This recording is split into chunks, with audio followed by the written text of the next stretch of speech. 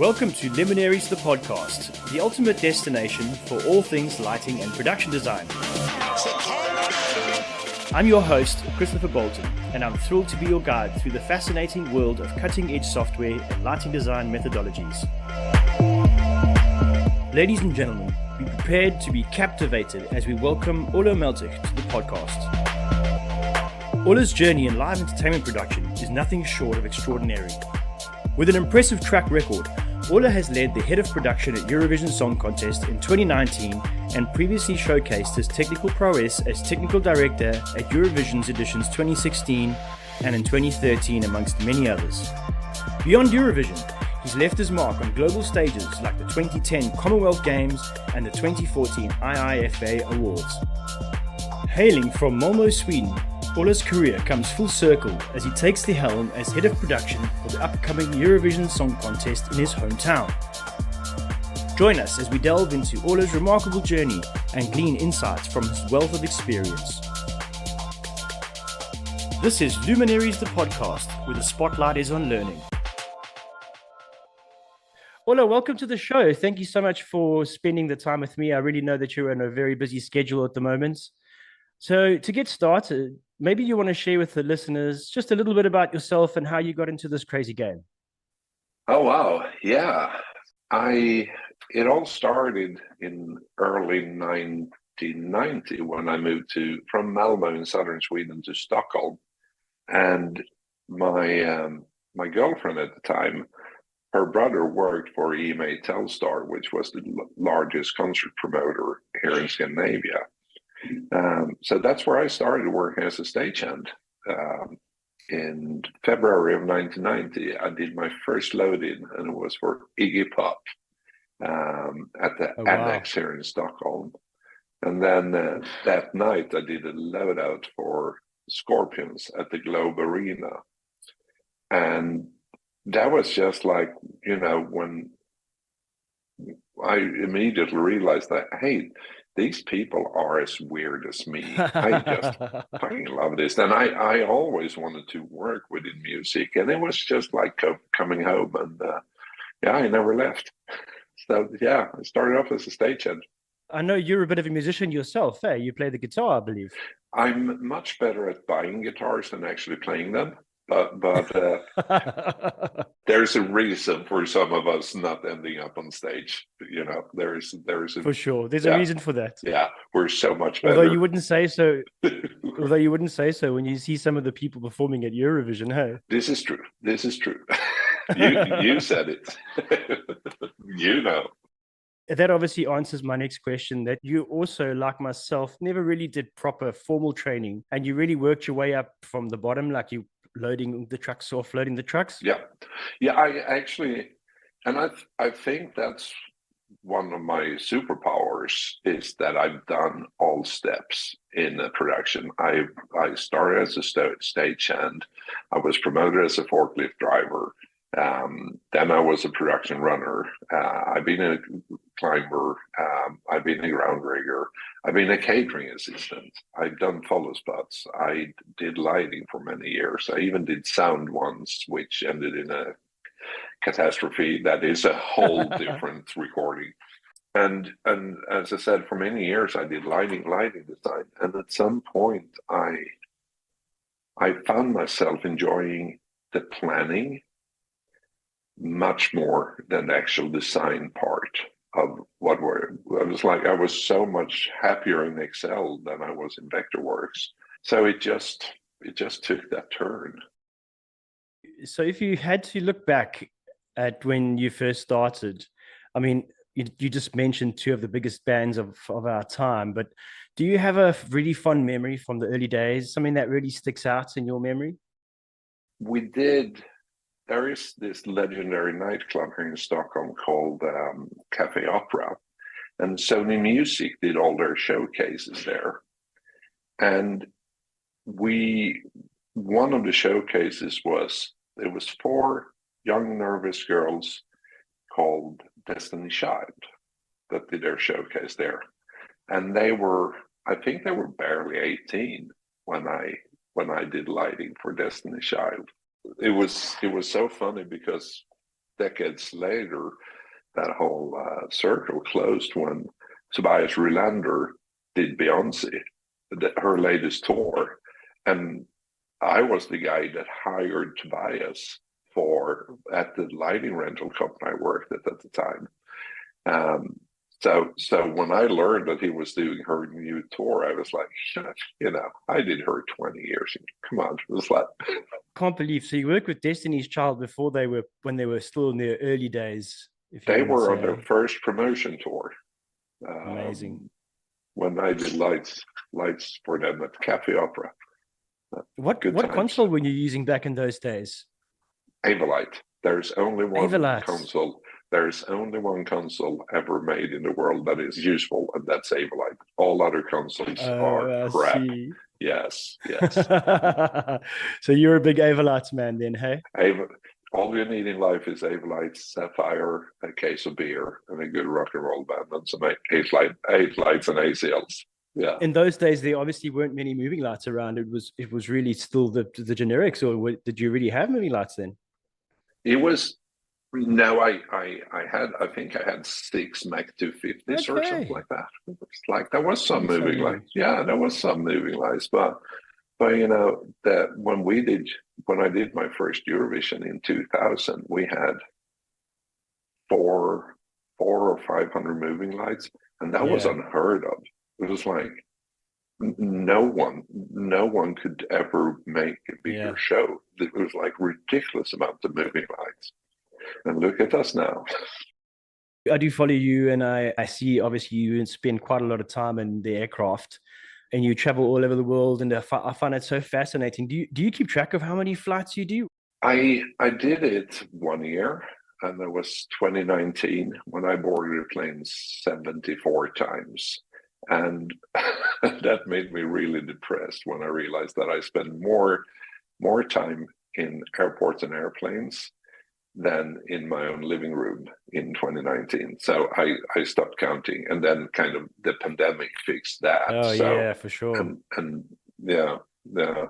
So, and I have to say that for me, the pandemic in some ways came as a blessing, because my world was spinning way too fast. Yeah. And I needed to come to a halt. It was a little bit too much. I think it was exceptionally hard on a lot of people, but like you say, myself as well, like before the pandemic hits, I was away from home 200 odd days a year, and, not seeing my young family and stuff. And as hard as the pandemic was, it actually grounded me and got me back to realizing what's important, Oh, absolutely. I mean, you rediscovered all those values that really matters.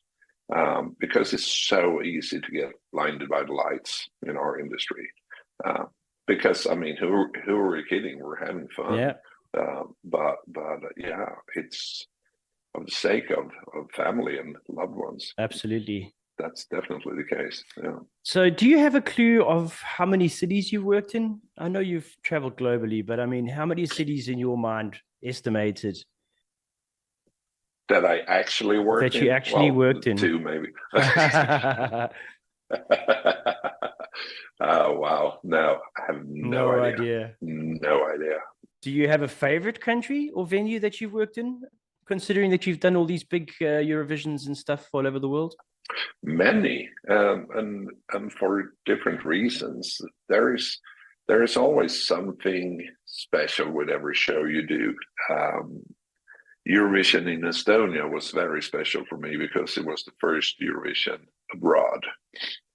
So we did Sweden in 2000, which was, it came on very late. It was extremely busy, and then it was gone. And it wasn't until afterwards I realized, like, wow, I just did a show of my lifetime, and I didn't have a split second to stop in my step and just take it in and enjoy it. And that was really hard then to go back to doing, promotion gigs and corporate events and all that, because like, fuck, it was right there and now it's gone. So when I got a phone call about Eurovision in Estonia in 2000, it was fall of 2001, I was like, wow, I actually get a second shot at this.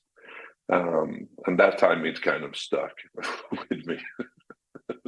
I do know after I worked with you at 2019 Eurovision in Tel Aviv, also it was very difficult to do Yeah, anything normal afterwards. You're like, yeah, you can't actually yeah, yeah, even put the two together. You're like, I've just been Eurovision and now I'm no, arguing with the guy about the safety yeah, harness, you know?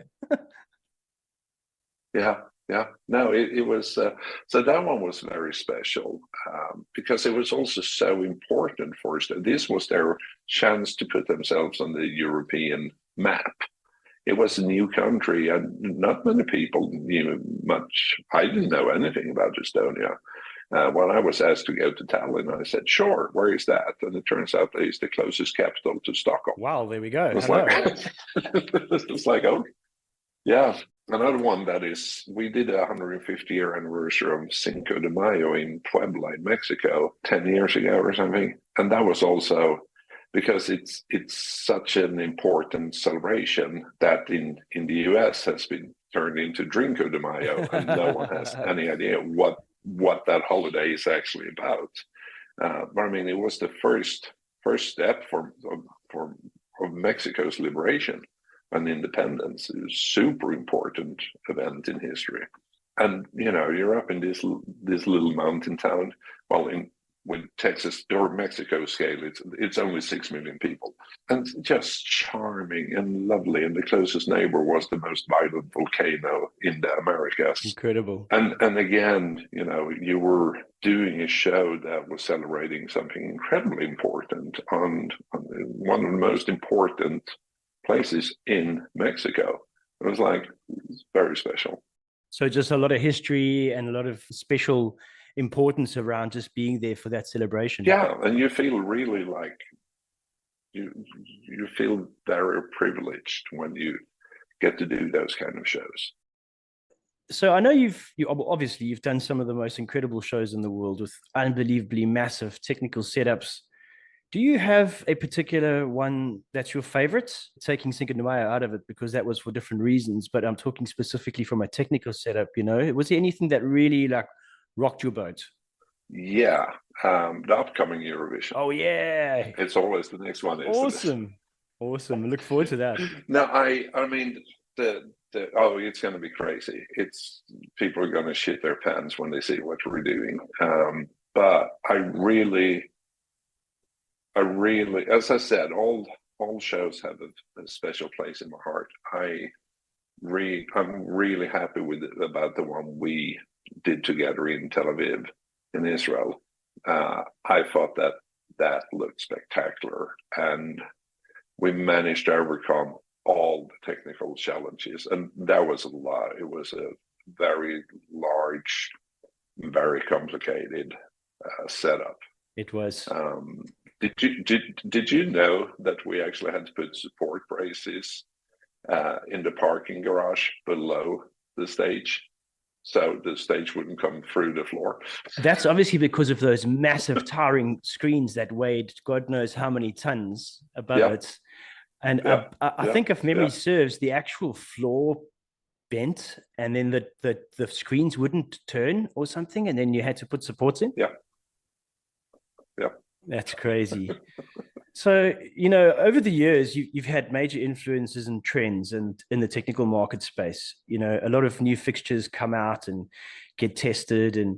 But tell me a bit more around what you've achieved in the video space. I suppose in particular around Eurovision and all of its enormous screens. I know that's something you're really passionate about.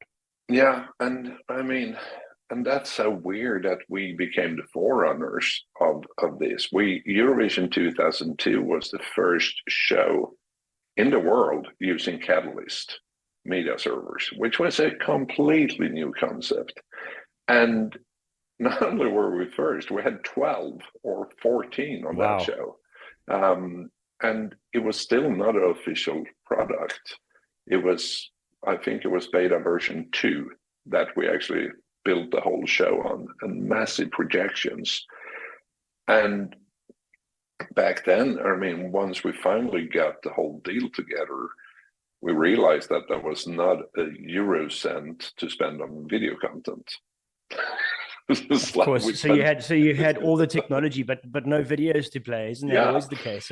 Yeah, and it turns out that the two graphic designers at the Estonian television that were doing sports and news and all that, in the end of their workday, they would go home and sit in their kitchen and create video content for Eurovision Song Contest. And next morning, on the way back to Estonian television, they would drop off a hard drive. And amazing. And 100% of the creative input on the content came from the lighting designer, because no one knew what this was. And looking back at those early days, we were so naive. It's really a sign. What happens when you come up with plans while drinking at the pub, hey? Yeah, and you know, it's incredibly charming. But looking back at it, it was like, and it became so strange, because that full responsibility landed by default on the lighting designer, because the damn server was controlled by DMX. So where else would it go? Also looking back, just like how much that drove technology, because all of a sudden you had like thousands and thousands of channels that the desks and the system needed to handle. So it really pushed the development on the lighting desk side.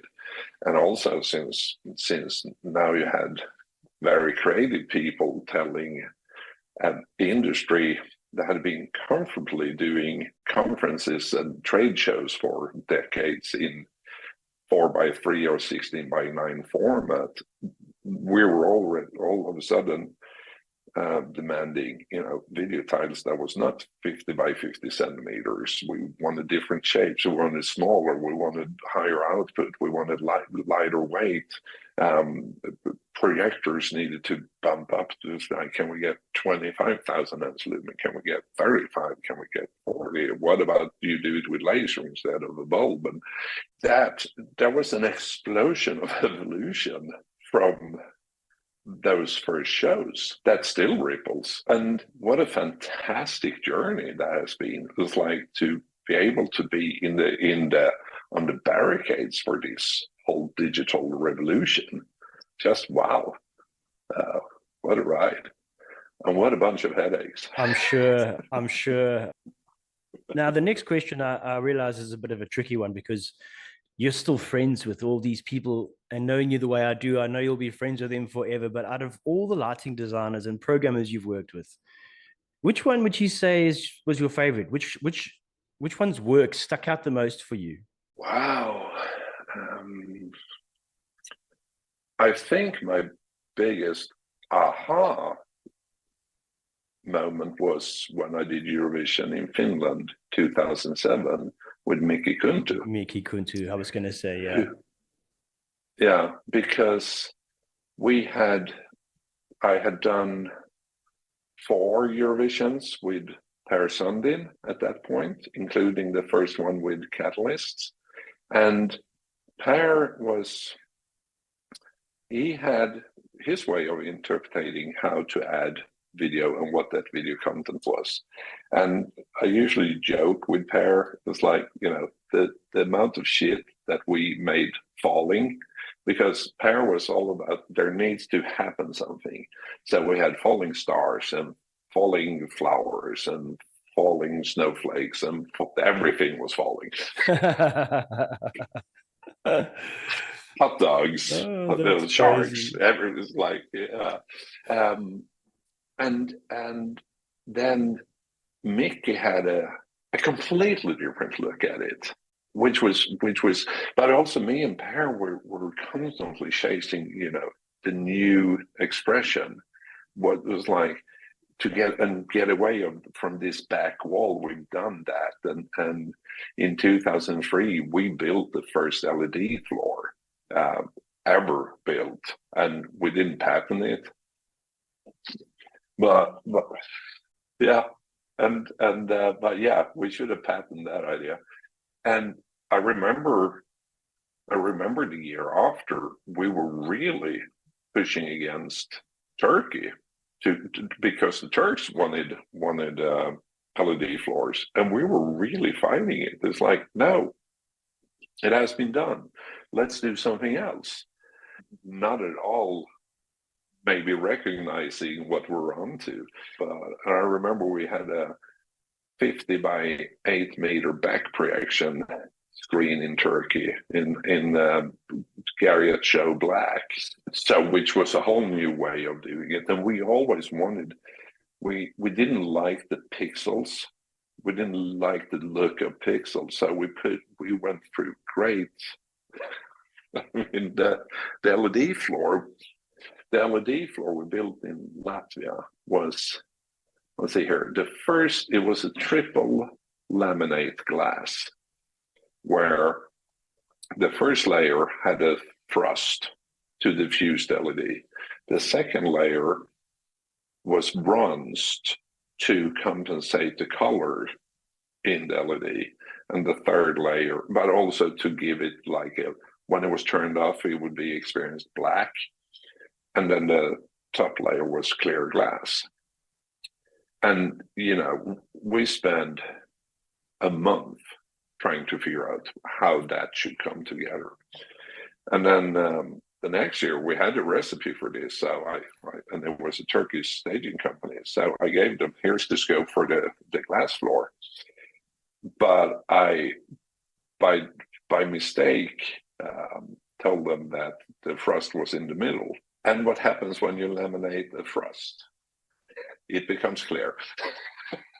Sorry that you just manufactured 75 square meters of glass that we can now throw away. I'm sorry. When we did Eurovision 2007, Mickey just had a whole different, it was like, it became so much more contemporary. And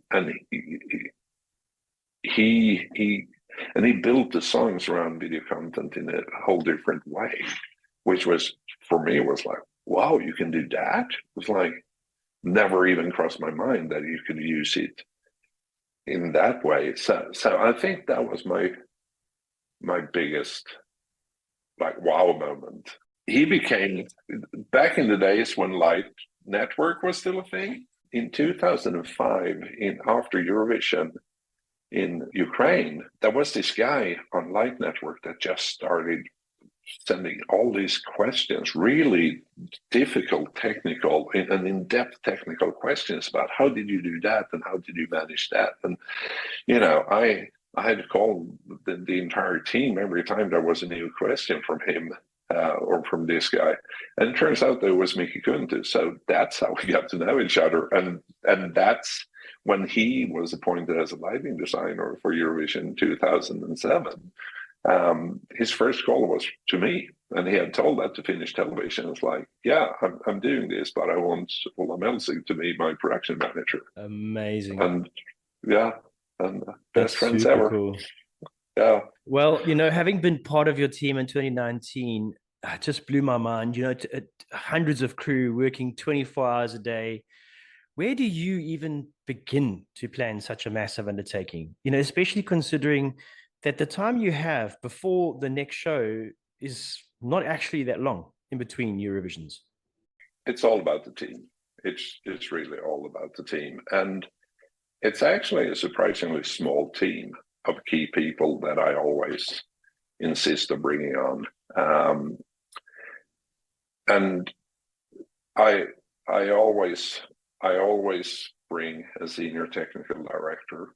I always bring the production head rigger, and I always bring the site management part of it, of the operational part, keeping the team small and tight, but extremely experienced of what lays ahead of them. Is because Eurovision is the same regardless of where you go. And you know exactly what crisis that's going to emerge in October, and then the really big crisis in December, and you can set your clock. It's like you know it's going to happen, because even though public service broadcasters differs hugely in how they do things. They still have a bunch of things coming, and at some point those things becomes a problem. And knowing exactly when that is of course an extreme advantage to have. I suppose also with the experience that you've had to be able to predict these problems in advance and guiding the local country is what has made you so successful. And that's what it's all about. You know, we're showing up with the biggest music television show in the world. How can you not try to embrace the local resources? You have to, because you can't come into someone else's backyard and do this show and then leave and not leaving any legacy behind. You can't do that. Because and of course you can, but then all those money spent is just a cost. It's zero investment for the host nation. There's no upliftment in the local community. And I suppose that goes against what Eurovision's all about. You know, Eurovision's about bringing people together from all over the world, and unity and working together is really a special experience. Yeah, and I mean, thanks to BBC, we're now apparently united by music till the end of time. Well, there we go. That's the sub logo that stuck. So out of the countries that you've worked in, which one was the most challenging? And I don't mean necessarily from the people side. I know communication barrier can be a problem, but I'm talking specifically from a technical point of view. We spoke earlier about the floor buckling and having to put supports underneath. Which was the hardest one? I remember you telling me a story a while ago when you had the access platforms wouldn't get to the top of the actual roof for the riggers to hang the chains. Yeah. That was It turns out that there was not a single cherry picker in Ukraine that could reach the top beams in the highest part of the arena. And it was so funny because every day there was more 18-meter lifts arriving to the venue. I think at some point we had 20 18-meter lifts out in the boneyard, and it was like, what do you expect us to do? We can't duct tape them together and make one 36-meter lift, which is actually what we need. So we finally had a 90-meter fire truck. That was so the only beams we could reach was the lower beams in the audience area. So all audience lighting and IMAX and all that was actually done before we even started in the staging area. So it was kind of like because there was no lifts tall enough, and that person that chose not to tell us about this was maybe not the most popular person in that country at that point. But I can imagine. Another one that was really tricky was Russia in 2009, because the creative just didn't stop. I think I worked for Procon on that show, and I think our contract was 65 trailers of gear, and there was another almost 40 trailers of crap added after we started loading in. It was, there was one night, me and my dear friend and senior technical director Tarmo Krim was sitting in the production office after hours, and a small little Hispanic guy shows up. His name was Pedro, and he was representing something called the Fuerza Bruta. And we're like, great for you. What the fuck do you want? I was like, we're going to hang in swimming pools in the ceiling. I said, you're going to do what now? Yes, I just had a meeting with the president of the network, and this is what we're going to do. I said, okay, come here, small Hispanic man, and I will show you something funny. And I took his hand, literally, and walked him into the venue. And I said, look up in the ceiling. And I mean, that was thousands of moving lights. The fucking stage was 150-meter wide. It was ridiculously large. At least I think 60% of the world stock of the Martin, what the fuck was the Martin LED screen? I can't remember. Oh, I think I remember the one you talk, the one that had the strips. Yeah. The strips in between. Yeah. I've forgotten what they're called, but I know the ones you're talking about. And, huge setup. And I said, where do you think you're going to put in these pools? But it was like, whoa. Well, we fixed it. And eventually there was 6 pools in various sizes hanging in that ceiling. And the pools it was made of truss with a transparent plastic underneath. And there was people performing in the water in these pools. It was super cool, but also all these pools needed catwalk systems, so the performers could reach them, because they were all on C1 hoists, so they could come in and out. Wow! And the weight of water, got to add that to the equation. Yeah, and also the equation that, because the artist said that the water had to be 22 degrees when they would. It has to be warmed as well. when they would perform. So then it starts the exercise. Okay, so how warm does the water be when we fill up the pools 6 hours before the show? Oh my word! Calculating it. It was like, does anyone know how this works? I was like, that's crazy. No, what the fuck are you talking about? It's like, yeah. And then a couple of days later, someone with a distinct French accent comes in and presents himself as a manager from Cirque du Soleil, because they're going to do the opening of the grand final. Incredible. Which was, so bungee jump trusses and more catwalks and this and that and flying systems. It was never ending. So we had already started rehearsal, and we had a night shift of 45 or 50 people just building pools and catwalks and additional rigging all the way up to the grand final. So once the rehearsals are done and you go live to hundreds of millions of people all across the globe, how do you remain calm, and do you wear a nappy? Well, that's when I can finally lean back and just enjoy the ride. That's the reward of all the thousands of hours of blood, sweat, and tears you put into it. And now it is in the hands of my crew. So now my first Eurovision, I was pale as a sheet. I was sitting in the back of the hall, and just shaking. It was like, fuck, what have I done? But that went well. But you have to trust your crew. You put a team in place, and it's their job to when it comes to broadcast, it's time to execute, and it's out of my hands. I've seen your comms panel, and I've never seen anything so big in my life. It's like everybody that works in front of house has like one rack, and you can speak to some people, and you've got like 15 of them, and you can speak to everyone. Do you actually speak to people during the show, or is it all based 100% if something goes wrong? I speak to there's a lot of intercom going on during the show.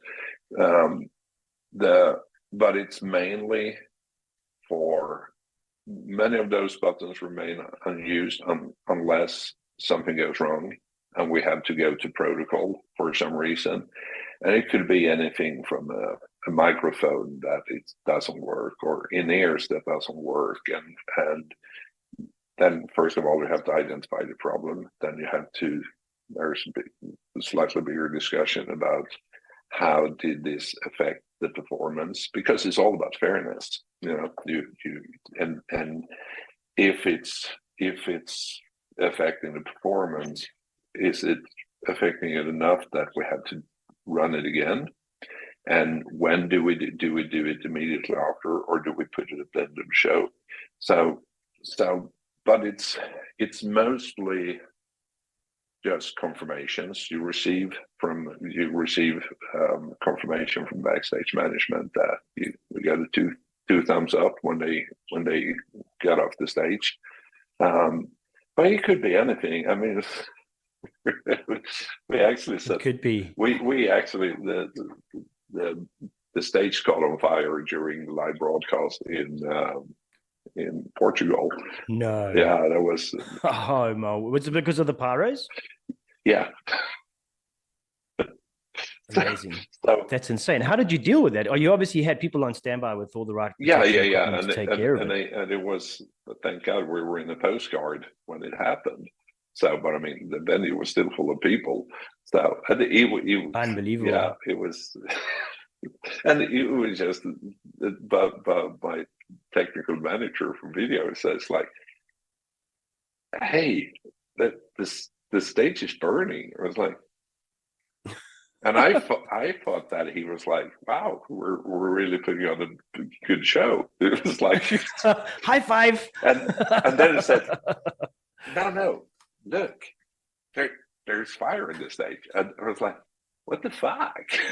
And I called stage management. That's insane. Yeah, I was like, I called stage management. It's like, "Hey, are you aware of that? Their stage is on fire?" What? Like, that's incredible. Upstage center. At what stage do you pull the plug and evacuate the venue on a broadcast to 250 million people all over the world, you know? Yeah, I mean, it turned out that it was a fuel leakage from one of the flame machines. So it was like kind of not a real physical fire, but it sure looked like it. It was like, that's bad. Like, it's small little flame. It was like, that's insane. It's like, should we go to backup tape now? So just talking about, some of the technical bits that make us lighting guys excited, because, we've always referred to Eurovision as like Disneyland for lighting guys, because it's just all the newest fixtures and everything gets released on Eurovision. Right. How do you go about choosing the new fixtures that you will allow on the set, the stuff that we haven't seen yet? And how do you go about choosing your technical service providers? So the gear that ends up on any Eurovision is in the end of the day, it's decided by the lighting designer. I'm approached by manufacturers all the time and I keep a close ear to the ground of what's cooking, and which is an enormously privileged situation to be in, that you get approached by the biggest manufacturers out there and letting you know that, hey, this is something that's going to be released next spring when you're doing what, and maybe there's an opportunity here, but no fixture ends up in the rig without the lighting designer's final say on it. But yeah, I mean, there's been and it's all about, what do I get out of, in the end of the day, what do I get out of doing Eurovision or any show? My greatest satisfaction is always that we managed to achieve something new and innovative, and doing something that hasn't been done before. And there's two ways of doing that. You can either do it with new technologies that has not been used before, or using technology in a new way. And obviously, the first one is the easiest to just introduce a brand new technology. And I mean, Eurovision is the perfect show to do it, because first of all, it has big enough of attraction that it would be interesting for the manufacturers. Also, a lot of product launches happen in the spring, and we also have a tremendous amount of rehearsal time and production time. So we can allow for things not to work at the first try, which has been the case many times. We put something up. I was going to ask you now, have there ever been a situation where that you've regretted bringing a piece of kit on? I'm sure there's something, but no. I must say, I was super impressed with, having worked as part of the lighting team, the application that we were given that if there was a fault, we logged the fault, and sometimes within 45 minutes, you'd see somebody in the catwalk changing the fixture out for a new one, which is from where I'm from in South Africa, that often we would have all the Roby BMFLs that were in the country available at the venue. And if one of them goes down, you're pretty stuffed, you know? So to see that happen was very impressive. You know, it's very impressive. Yeah. So, I mean, that's in that, because how we choose, to go back to your previous question of how we choose suppliers, it's always through an RFP procedure. Okay. We have to. It's government money. We're spending government money. We have to follow the procurement laws of the country we're in. Yeah. And obviously that's easier when we're within the EU, because it's more or less the same. All public service broadcasters are following the EU guidelines of procurements, but it's the procedure is very similar in Ukraine or Israel.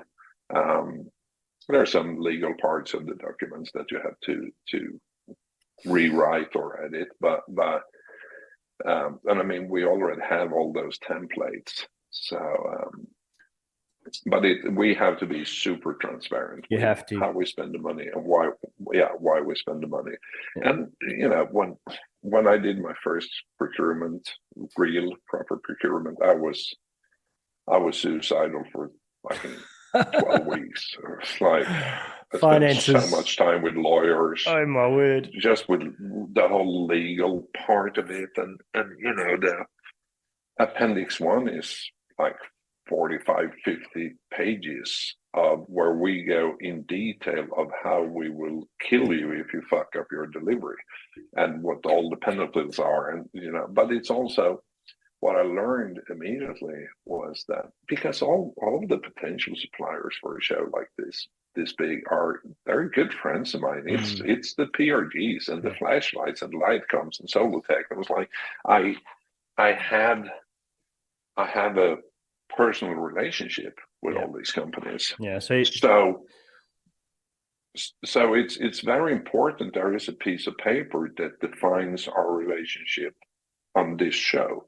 And so it's beauty to have this Appendix 1 that in detail describes how our relationship is going to be, and what is your obligations and what is my obligations in terms of stations and radios and scissor lifts and catering and laundry and shuttles and the catering and the laundry was impressive. I must say, an app that collects your laundry and the quality of the food that we got to eat. I mean, I worked a night shift on most of that, and it was so nice just to be looked after properly, you know, go and have some nice food. It was super cool. I really enjoyed that. And I mean, it's really that simple. If your belly's happy, you can put up with it quite a lot of bullshit. But and it's like, that is so important for me, that my crew is felt looked after, that there is someone that actually cares about them. That is just like, that's the key to any great show. It's like, because if your crew is miserable, if your crew's hungry, they're going to be miserable. That's for sure. Yeah, and it's that simple. It's like a happy belly. It's so much closer to a happy production than with an unhappy belly. It's that simple. So how would you say you go about dealing with tough customers then? You know, artists with bad attitudes. I know we mentioned now that a lot of the suppliers are your good friends, but you know, sometimes in some countries, there's always the prima donnas or the director from each country. I know we dealt with a couple as well that really wants to be specific. Yeah. How do you go about dealing with that? I send them to my assistant. No.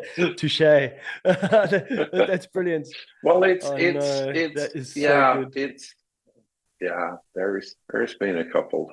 That the thing is, like, we are there when you do a show like Eurovision and you have 40 something clients, because that's what they are.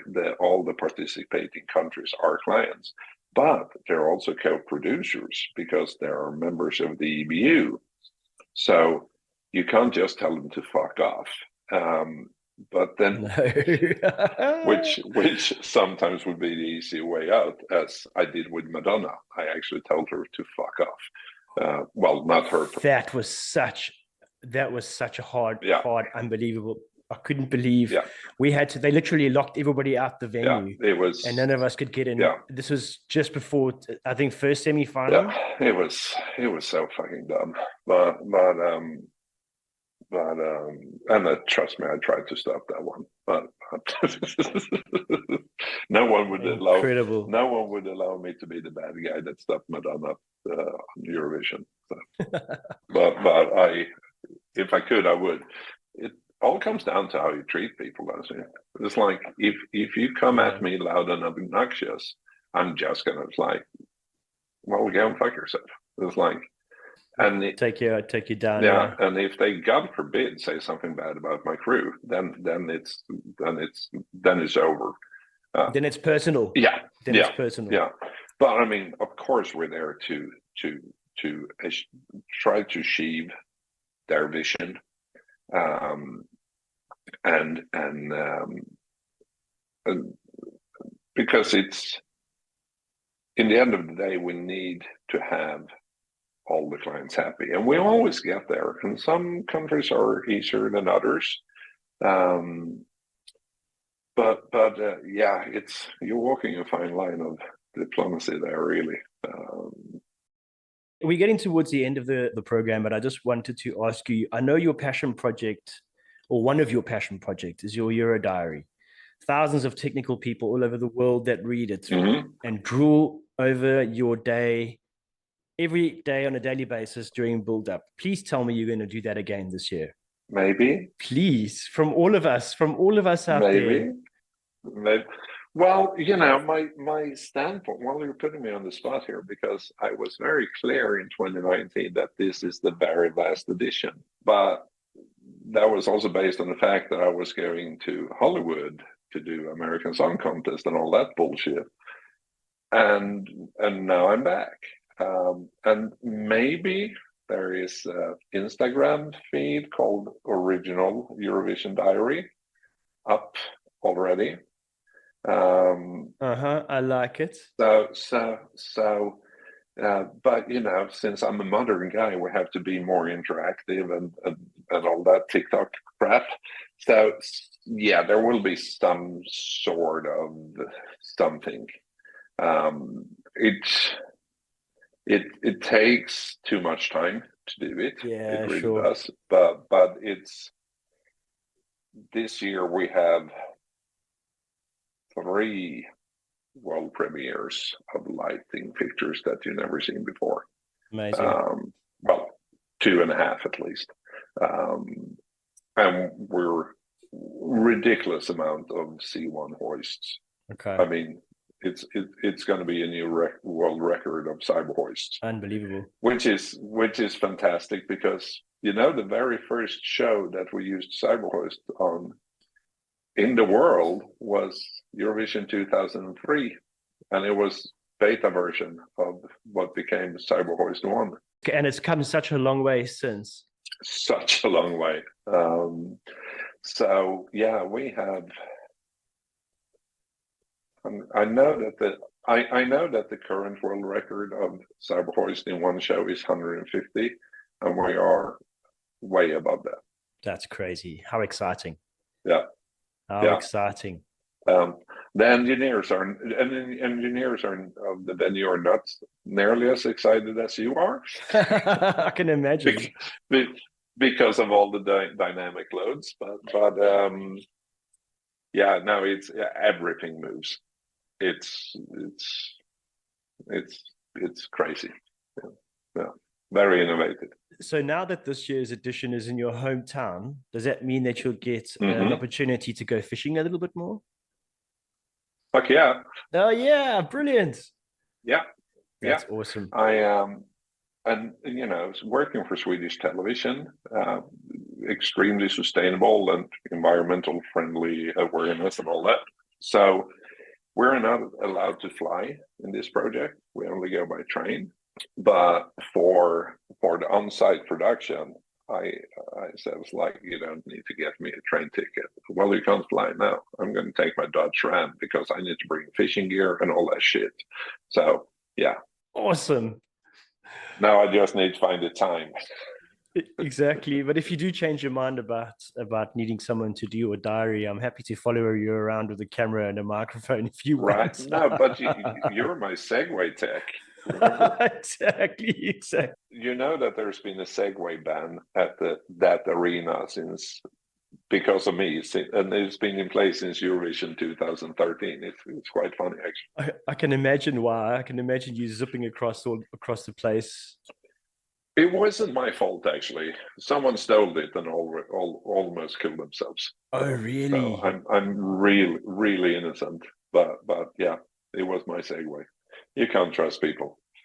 Just to end the show off, Ola, thank you so much for sharing some of your stories with the listeners. Oh, it's been my pleasure. If you had to give advice to somebody who's starting out of the industry or somebody who's keen and wants to get into this game, what would you say to them? Be patient.